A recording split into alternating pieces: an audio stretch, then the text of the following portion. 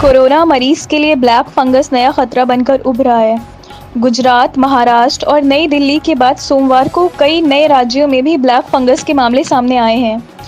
UP में मेरठ के बाद लखनऊ में भी मामले आ रहे हैं और अब बिहार की राजधानी पटना में 4 जबकि झारखंड की राजधानी रांची में 7 कोरोना पीड़ित में ब्लैक फंगस के मामले सामने आए हैं, जिसने विशेषज्ञों की चिंता बढ़ा दी है। कोरोना महामारी ने वैश्विक स्तर पर विज्ञानियों को चकमा दे दिया और भारत के बीमार स्वास्थ्य ढांचे की पोल खोलकर रख दी। फिर भी विश्व में भारत नंबर पाने में प्रथम है। कई विपरीत परिस्थितियों के बावजूद आज भी भारत कुछ मानकों पर विश्व के शक्तिशाली देशों से बेहतर है। तो इसका कारण सिर्फ समन्वय और ज़रूरतों के प्रति संवेदनशीलता है। केंद्र और राज्य के बीच अब तक 123 समन्वय बैठकें हो चुकी हैं। राज्य के मुख्य सचिवों के साथ केंद्र की 2.5 दर्जन बैठकें हुई हैं और प्रधानमंत्री व मुख्यमंत्री के बीच 9 बैठकें हो चुकी हैं। प्रधानमंत्री नरेंद्र मोदी ने 11 सशक्त समूह बनाए हैं जो अलग अलग विषयों पर राज्य के साथ विचार विमर्श कर तत्काल फैसला ले रहे हैं। पिछले दिनों विदेश से खरीदे जा रहे टैंकर, ऑक्सीजन प्लांट, कंसंट्रेटर्स, अन्य उपकरण और दवा जैसे हर मामले में सरकार ने तत्काल फैसला लिया। मानव संसाधन की कमी पर भी नज़र रखी जा रही है। इसके लिए भी एक सशक्त समूह का गठन किया गया है। भारत आज भी कोरोना से होने वाली मौतों के मामले में अमेरिका, ब्रिटेन, फ्रांस, रूस जैसे शक्तिशाली और साधन संपन्न देशों के मुकाबले काफ़ी बेहतर स्थिति में है। कोशिश ये हो रही है कि कोरोना से एक भी मौत ना हो।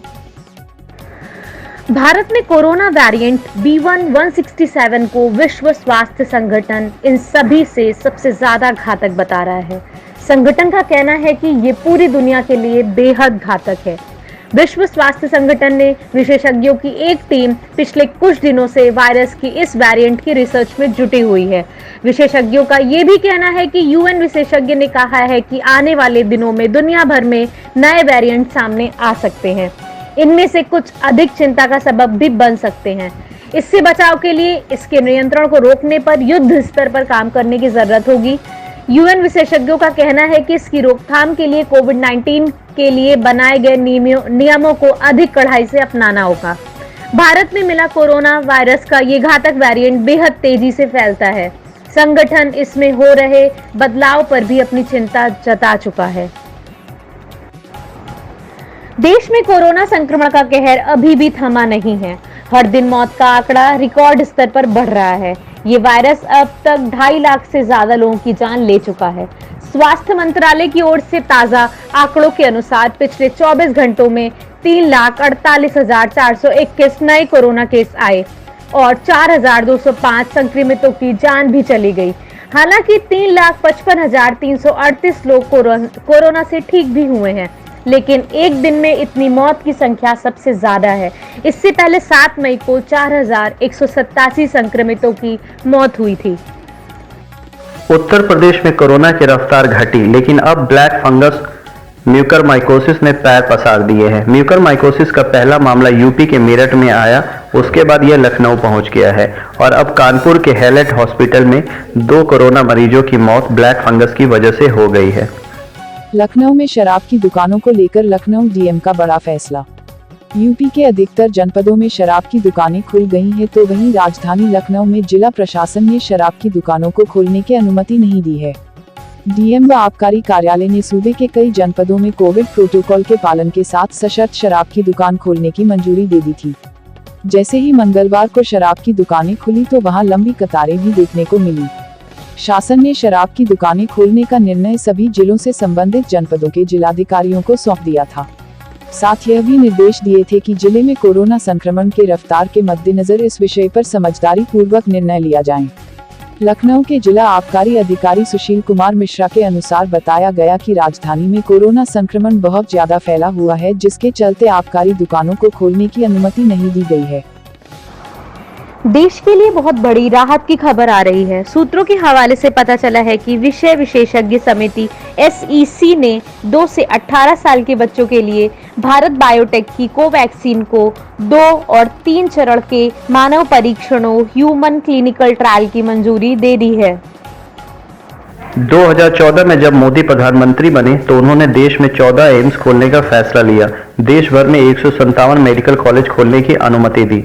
2014-15 में 215 निजी और 189 सरकारी मेडिकल कॉलेज थे। 2019 में 279 सरकारी और 260 निजी मेडिकल कॉलेज हो गए। 2014 में देश भर में एमबीबीएस की 50,000 सीटें ही थी, लेकिन पिछले 6 सालों में 30,000 सीटें बढ़ाई गई हैं। देश की स्वास्थ्य सेवाओं को लेकर विपक्ष द्वारा बराबर प्रधानमंत्री मोदी पर हमला किया जा रहा है, लेकिन नरेंद्र मोदी की सूझबूझ और कड़ी मेहनत के बदौलत ही आज भारत एक विपत्ति के समय भी कोरोना जंग का बहुत कुशल प्रबंध से स्थिति को नियंत्रित करने में विश्व में पहले स्थान पे है और अब इसको विश्व स्वास्थ्य संगठन भी मान चुका है। Youth hostel association of India की शान-ए-अवध के आजीवन सदस्य नीतीश कुमार कोरोना के इस संकट के समय लखनऊ में गरीबों और बेसहारा लोगों को भोजन उपलब्ध करवा रहे हैं। बताते हैं कि ऐसा खाना खिलाकर बहुत संतुष्टि मिलती है। रविवार से भोजन देने का काम शुरू किया है। उन्होंने बताया कि इस काम में उन्हें दोस्तों, परिचितों एवं अन्य लोगों से पैसे का सहयोग मिल रहा है। मदद के लिए लोग तैयार हैं, जिससे किसी को भोजन या अन्य मदद की ज़रूरत हो तो वह नीतीश को 7379071234 नंबर पर कॉल कर अथवा मैसेज कर सकते हैं। बहुत खुशी की खबर है कि 2 महीने से लगातार सिर्फ मौत की खबर के बाद राहत की खबर है कि कोरोना का आतंक कुछ कम हुआ है, लेकिन इसके साथ ही थोड़ी सी राहत मिलने से ही हम फिर लापरवाही की राह पर निकल पड़े हैं और हमारी दोबारा की यह लापरवाही बहुत महंगी पड़ सकती है, क्योंकि विशेषज्ञों ने चेतावनी दी है कि कोरोना की तीसरी लहर आना निश्चित है और अगर हम सावधान न रहे तो इस बार दूसरी लहर से भी ज्यादा घातक परिणाम हो सकते हैं। उत्तर प्रदेश में कोरोना संक्रमण की रफ्तार को नियंत्रित करने के लिए लॉकडाउन लगाया गया, लेकिन फिर भी लोग अनावश्यक घर से बाहर घूमने से बाज नहीं आ रहे हैं। अब तो आलम यह है कि प्रदेश की पुलिस जो हमारी हिफाजत के लिए अपनी जान जोखिम में डालकर ड्यूटी कर रही थी, लोग पुलिस के रोकने टोकने पर पुलिस से ही हमलावर हो रहे हैं। ऐसे ही नोएडा में बीती रात हुआ, जब अनावश्यक घूम रहे युवकों को पुलिस ने टोका तो उनके गांव के लोग एकत्रित होकर पुलिस को निशाना बना दिए। घटना की गंभीरता को देखकर पुलिसकर्मी खुद ही अपनी जान बचाकर भागने पर विवश होना पड़ा। लॉकडाउन के चलते कई आर्थिक रूप से कमजोर लोग परेशानियों से जूझ रहे हैं। ऐसे में इन ज़रूरतमंदों की मदद को कई संस्था व दयावान आगे आ रहे हैं। ऐसे ही एक संस्था है एल्डा फाउंडेशन द्वारा एक मुहिम हम आपके साथ हैं लखनऊ में प्रारंभ की गई है, जिसमें सभी ज़रूरतमंद लोगों को सैनिटाइज़र, मास्क, पीपी किट एवं अन्य ज़रूरत का सामान वितरित किया जा रहा है। अलीगढ़ मुस्लिम यूनिवर्सिटी में कोरोना कहर बरपा रहा है। वहां पिछले 22 दिनों में स्टाफ के 40 लोगों की कोरोना से मौत हो चुकी है, जिसमें 18 मौजूदा प्रोफेसर भी शामिल हैं। अभी भी कई प्रोफेसर और स्टाफ में ऐसे लोग हैं जो कोरोना संक्रमित हैं और कोई घर पर ही रहकर तो कोई अस्पताल में अपना इलाज करवा रहा है। इस बीच कोरोना के नए वेरिएंट को लेकर भी आशंका जताई जाने लगी है। कोरोना वायरस की दूसरी लहर के दौरान डॉक्टर्स ने डबल मास्क की खूब वकालत की है। इस तरह हमारी नाक और मुंह पे लगी कई लेयर्स कोरोना वायरस को इसके अंदर आने से रोक देती है। डॉक्टर के अनुसार जब आप हाई रिस्क वाली जगह पे जाते हुए डबल मास्क का उपयोग करते हैं तो वो ठीक रहता है। जैसे अस्पताल, फैक्ट्री और ऑफिस जा रहे या फिर पब्लिक ट्रांसपोर्ट का इस्तेमाल कर रहे हैं तो चेहरे को डबल मास्क से ढककर सुरक्षित रखें। देश में कोरोना वायरस का कहर बरकरार है। महामारी की दूसरी लहर की स्थिति को देखते हुए प्रधानमंत्री नरेंद्र मोदी जून में ब्रिटेन में होने वाली G7 समिट में शामिल होने के लिए नहीं जाएंगे। विदेश मंत्रालय के प्रवक्ता ने बताया कि कोरोना की वजह से प्रधानमंत्री ने ब्रिटेन में होने वाली समिट में हिस्सा न लेने का फैसला लिया है। दिल्ली विश्वविद्यालय के हंसराज कॉलेज ने अपने हॉस्टल में 100 बेड क्षमता वाले आईसीयू फैसिलिटी सेटअप करने की पेशकश की है। प्रिंसिपल रमा शर्मा ने कहा है कि कॉलेज में RT-PCR टेस्टिंग सेंटर भी बनाया गया है, जो आज से काम करना शुरू कर देगा। बिहार के राष्ट्रीय जनता दल के विधायक, नवादा विधायक विभा देवी और गोविंदपुर विधायक मोहम्मद कमरान ने ऑक्सीजन की कमी से जूझ रहे जिला प्रशासन को 200 ऑक्सीजन सिलेंडर दुबई से अपने निजी खर्च पर मंगा कर दिए।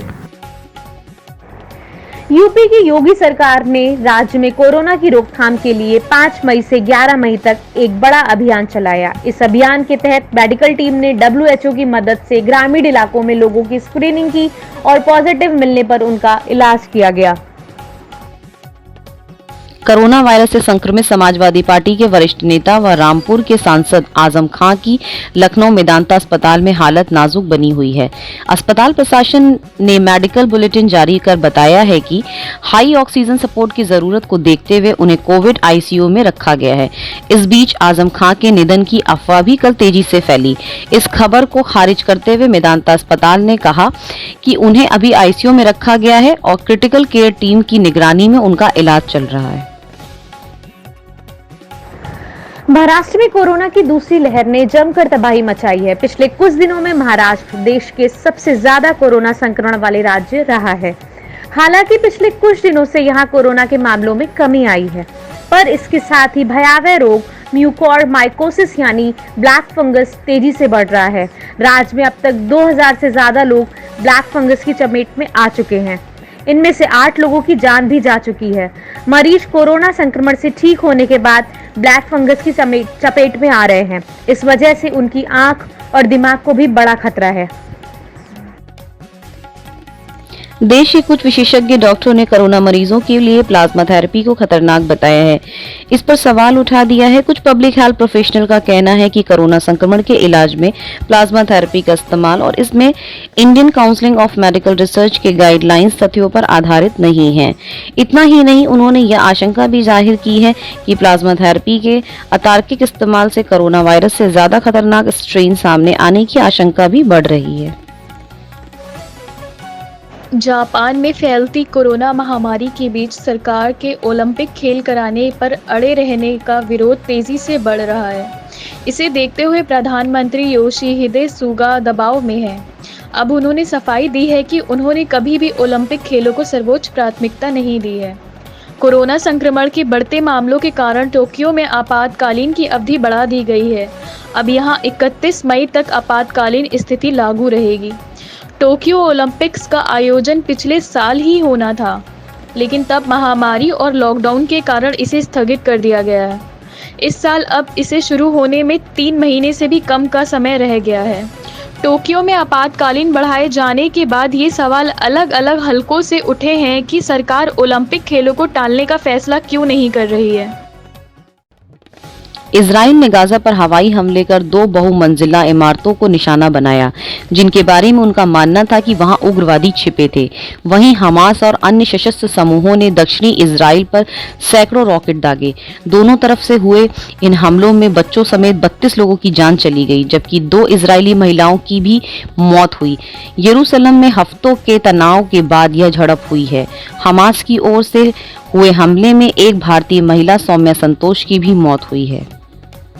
जज्बे को सैल्यूट। वैश्विक महामारी कोरोना में ह्यूमन वेलफेयर इक्वल जस्टिस संस्था लखनऊ द्वारा civil hospital, medical college, Balrampur hospital समेत राजधानी के विभिन्न कोविड अस्पतालों में जरूरतमंदों को भोजन के पैकेट, पानी व मास्क वितरित किया गया। संस्था द्वारा कोविड-19 के सभी प्रोटोकॉल के पालन के बीच भोजन तैयार कर कोविड-19 मानकों के अनुरूप ही उसका वितरण करवाया जा रहा है। उत्तर प्रदेश में पंचायत चुनाव के दौरान कोरोना संक्रमण से हुई कर्मचारियों की मृत्यु पर परिजनों को 1 करोड़ रुपए का मुआवजा दिया जाए। इलाहाबाद हाई कोर्ट ने प्रदेश सरकार और राज्य चुनाव आयोग से कहा, 30 लाख का मुआवजा कम है। कोर्ट ने कहा कि चुनाव के दौरान ड्यूटी कोई स्वेच्छा से नहीं करता और न ही किसी कर्मचारी की सर्विस का आवश्यक हिस्सा है।